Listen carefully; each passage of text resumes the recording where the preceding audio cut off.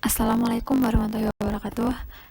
Oke teman-teman, jadi kita langsung ke materi yang kedua, yaitu kita akan bahas mengenai penyakit kusta. Oke teman-teman, kita langsung aja ke pengertian penyakit kusta. Nah, apa sih penyakit kusta itu? Penyakit kusta merupakan penyakit kronis yang disebabkan oleh Mycobacterium leprae. Biasanya menyerang kulit dan saraf tepi seperti fungsi sensoris, motoris, dan otonom. Penyakit kusta juga dikenal dengan the Great Imitator Disease. Kenapa demikian? Karena biasanya kusta memiliki gejala yang mirip dengan penyakit kulit lainnya, sehingga seringkali tidak disadari. Menurut WHO, kusta dibagi menjadi dua, yaitu Pauci basilar atau PB dengan ciri sedikit bercak dan multibasilar atau MB dengan ciri memiliki banyak bercak.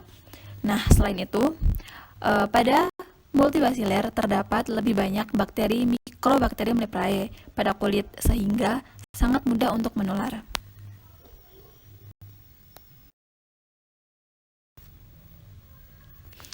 Selanjutnya yaitu etiologi penyakit kusta. Nah, seperti yang kita ketahui, penyakit kusta disebabkan oleh Mycobacterium leprae. Nah, selain itu, ada faktor-faktor yang mempengaruhi penyebaran penyakit kusta. Di antaranya yaitu patogenesis bakteri, yaitu Mycobacterium leprae sendiri, kemudian pengetahuan individu dan juga masyarakat. Yang ketiga yaitu keadaan sosial ekonomi, dan yang terakhir yaitu faktor lingkungan. Nah, faktor lingkungan menjadi faktor yang sangat berpengaruh terhadap penularan penyakit kusta, seperti pencahayaan yang kurang dan tidak memiliki jendela atau ventilasi yang menyebabkan ruangan menjadi sangat lembab. Nah, kelembapan ini menjadi resiko timbulnya penyakit kusta. Jadi di sini kita akan membahas tentang epidemiologi penyakit. Apa itu epidemiologi? Epidemiologi yaitu ilmu yang berfokus pada studi pola kesehatan dan penyakit serta faktor yang berkaitan pada tingkat populasi. Nah, di sini penyakit kusta ini menempati peringkat nomor 3 terbanyak di dunia setelah India dan Brasil, serta peringkat teratas di kawasan ASEAN. Penyebaran penyakit kusta itu merata di Indonesia, tetapi paling banyak ditemukan di daerah Jawa Timur. Nah, kecacatan pada penderita kusta ini dibedakan berdasarkan letak dan tingkat kecacatannya. Berdasarkan letak kecacatannya, dibedakan menjadi 3, yaitu yang pertama, kecacatan pada mata, yang kedua, kecacatan pada tangan, yang ketiga, kecacatan pada kaki. Sedangkan, berdasarkan tingkat kecacatannya, terdapat tingkat 0, tingkat 1, dan tingkat 2. Tingkat 0 yaitu tidak ada kecacatan. Kecacatan tingkat 1 yaitu belum didapatkan gangguan penglihatan yang berarti. Sedangkan tingkat 2 yaitu terlihat kecacatan yang nampak jelas. Selanjutnya kita akan membahas riwayat alamiah penyakit. Yang pertama ada tahap prepatogenesis. Yang kedua ada tahap patogenesis. Yang ketiga tahap pasca patogenesis. Yang pertama tahap prepatogenesis.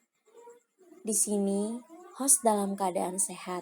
Sudah ada interaksi antara agen biologi yaitu bakteri penyebab kusta di luar tubuh. Tetapi belum ada tanda-tanda sakit sampai daya tahan host itu kuat. Tetapi jika host lengah atau agen menjadi ganas dan lingkungan mendukung, maka keadaan akan berubah menjadi tahap patogenesis. Di tahap patogenesis ini, ada tahap inkubasi dan tahap penyakit dini. Tahap inkubasi di sini, setelah Mycobacterium leprae ini masuk ke dalam tubuh, perkembangan penyakit kusta tergantung pada kerentanan tubuh seseorang. Selanjutnya, tahap penyakit dini terbagi menjadi 2, kusta kering dan kusta basah. Kusta kering terdapat bercak keputihan seperti panu. Yang kedua, permukaan bercak kering dan kasar. Yang ketiga, batas bercak jelas dan sering ada bintik-bintik kecil. Yang kedua, kusta basah. Kusta basah ini terdapat bercak putih kemerahan yang tersebar satu-satu atau merata di seluruh kulit badan.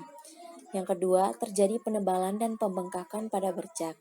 Yang ketiga, pada permukaan bercak sering-sering ada rasa bila disentuh dengan kapas. Yang keempat, pada permukaan tanda dari tipe kusta basah sering terdapat pada kuping, telinga, dan muka. Yang ketiga, tahap pasca patogenesis. Di sini terdapat dua kemungkinan. Yang pertama, sembuh sempurna, dan yang kedua, sembuh dengan cacat. Oke, slide selanjutnya yaitu ada rantai penularan. Sumber penularan penyakit kusta adalah penderita kusta tipe MB. Penyakit kusta ditularkan melalui kontak langsung melalui kulit dan saluran pernafasan secara berulang-ulang dan dalam jangka waktu yang lama. Basil yang berasal dari sekret hidung penderita yang sudah mengering di luar masih dapat hidup 2-7 kali 24 jam.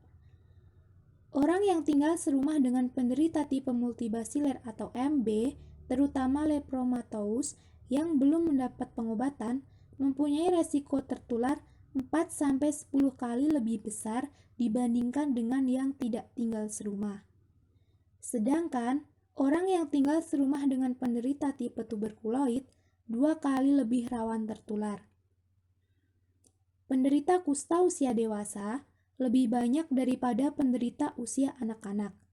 Hal itu disebabkan oleh karena masa inkubasi Mycobacterium lepra yang membutuhkan waktu lama sekitar 40 hari sampai 40 tahun.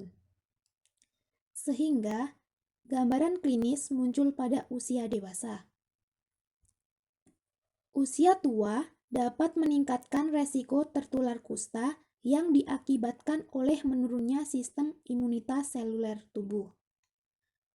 Bakteri Mycobacterium lepra terbawa keluar bersama udara pernafasan atau cipratan ludah penderita dan bercampur dengan partikulat matter di udara. Sebesar 52,9% nafas yang dihembuskan oleh penderita atau pasien Mycobacterium lepra membawa basil kusta melalui pemeriksaan basil tahan asam atau BTA. Bakteri kusta bersifat obligat intraseluler yang membutuhkan sel inang untuk bisa hidup dan media sebagai jalan penularan. Udara dalam ruang akan menjadi kontaminan penyakit dan mengandung bibit penyakit atau agent. Slide selanjutnya yaitu F. Upaya pencegahan. Pemerintah telah mencanangkan beberapa upaya yang diharapkan dapat memutuskan mata rantai penularan penyakit kusta. Upaya-upaya tersebut antara lain: 1. Dilihat dari segi pejamu atau host. A.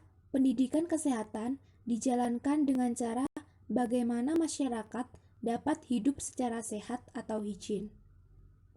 B. Perlindungan khusus dapat dilakukan dengan pemberian imunisasi BCG, terutama pada orang yang kontak serumah dengan penderita kusta. C. Periksa secara teratur anggota keluarga dan anggota dekat lainnya untuk tanda-tanda kusta. Kemudian yang nomor 2 yaitu dilihat dari segi lingkungannya. A. Sesuaikan luas ruangan rumah dengan penghuninya. Dan yang B, bukalah jendela rumah agar sirkulasi udara serta suhu di dalam ruang tetap terjaga agar terhindar berkembangnya Mycobacterium lepra di dalam rumah. Selanjutnya, slide yang terakhir yaitu upaya penanggulangan. Upaya yang dilakukan untuk pemberantasan penyakit kusta yaitu dapat melalui 1. Penemuan penderita secara dini, 2. Pengobatan penderita, 3. Penyuluhan kesehatan di bidang kusta, dan yang keempat yaitu peningkatan keterampilan petugas kesehatan di bidang kusta. Baiklah, demikian presentasi dari kelompok kami. Apabila banyak kekurangan maupun kelebihan, kami mohon maaf. Akhir kata, wassalamualaikum warahmatullahi wabarakatuh.